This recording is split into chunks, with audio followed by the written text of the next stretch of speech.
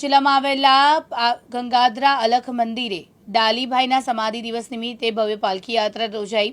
ગંગાધરા અલખધામ મંદિર એટલે કે મિની રણુજા તરીકે ઓળખવામાં આવે છે। અહીં આવતા તમામ ભક્તોની મનોકામના પરિપૂર્ણ થાય છે, જેથી અનેક લોકો પ્રકારની માનતા રાખે છે અને તેને પરિપૂર્ણ થતા માનતા મૂકવામાં આવે છે। આવા પવિત્ર સ્થળ ખાતે ચાલી રહેલા અમૃત નવરાત્રી મેળા મહોત્સવના ભાગરૂપે ભાદરવા સુદ નોમના પવિત્ર દિવસે રામદેવજી મહારાજના પરમ ભક્ત ડાલીબાઈનો સમાધિ દિવસ ઉજવાયો હતો, જેમાં ગંગાધરા અલખધામ મંદિરે મિની રણુજા તરીકે ઓળખવામાં આવે છે। અહીં આવતા તમામ ભક્તોની મનોકામના પરિપૂર્ણ થાય છે, પરિપૂર્ણ થતા માનતા મૂકવા માટે આવે છે।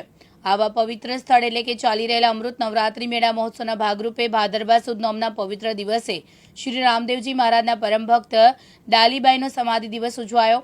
આ પ્રસંગે સદગુરુ સંત લક્ષ્મીદાન બાપુ પૂજ્ય પ્રવીણામયાના આશીર્વાદથી મંદિર પરિસરમાં શ્રી રામદેવજી મહારાજની ભવ્ય પાલખી યાત્રાનું આયોજન કરવામાં આવ્યું।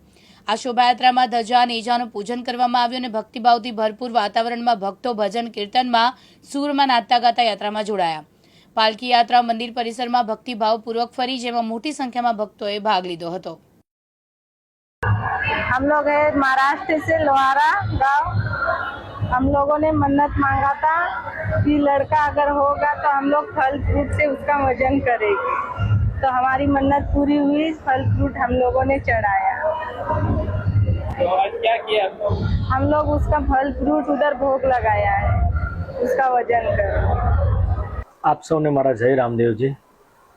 શ્રી શિવ શક્તિ રામદેવ અલખધામમાં ચાલી રહેલ શ્રી રામદેવજી મહારાજના અમૃત નવરાત્ર મહોત્સવ ભાદરવા સુદ એકમથી ભાદરવા સુદ 11 સુધીના આ મહોત્સવ મેળામાં આજે ભાદરવા સુદ 9નો દિવસ છે, એટલે કે શ્રી રામદેવજી મહારાજના પરમ ભક્ત પૂજ્ય ડાલીબાઈનો આજે સમાધિ દિવસ છે, જેમણે આજે સમાધિ લીધી હતી અને આજે એના ભાગરૂપે અલખધામમાં પરંપરાગતથી પૂજ્ય બાપુના સમયથી આ મહોત્સવ ઉજવવામાં આવે છે।